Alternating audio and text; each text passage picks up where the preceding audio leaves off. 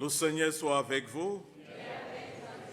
Évangile de Jésus-Christ selon Saint Marc.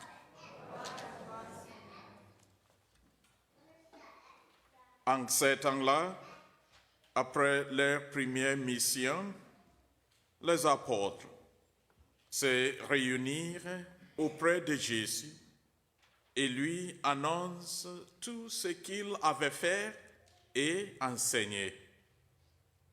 Il leur dit, « Venez à l'écart dans un doigt désert et reposez-vous un peu. » De fait, ceux qui arrivaient et ceux qui partaient étaient nombreux, et l'on n'avait même pas le temps de manger.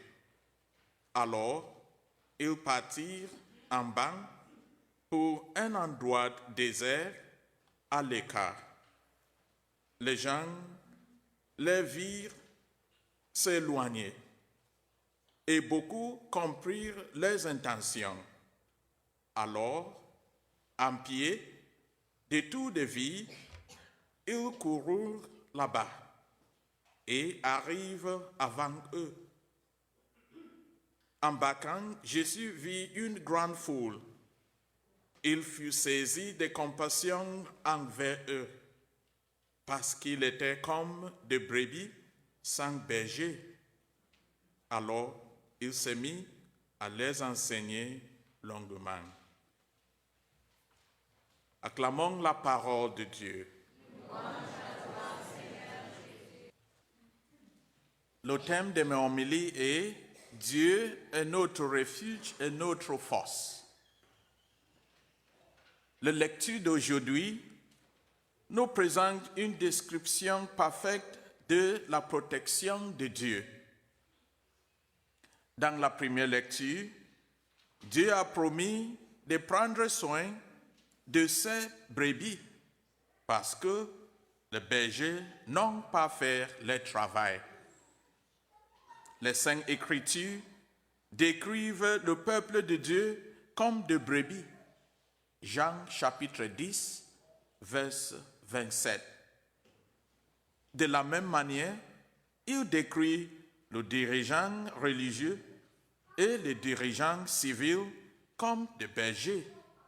Romains chapitre 13, verset 1.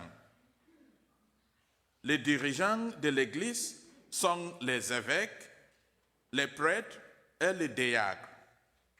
Les dirigeants civils sont ceux qui sont en charge des affaires laïques de la société.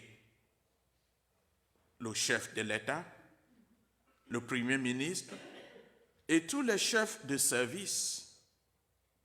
En fait, quelle que soit la position d'autorité dans laquelle nous nous trouvons, nous sommes des bergers. C'est une marque de responsabilité de prendre soin de ceux qui nous sont confiés. Nous prenons soin d'eux en les conduisant au bon endroit. La lecture de l'Évangile présente Jésus comme l'exemple d'un bon berger.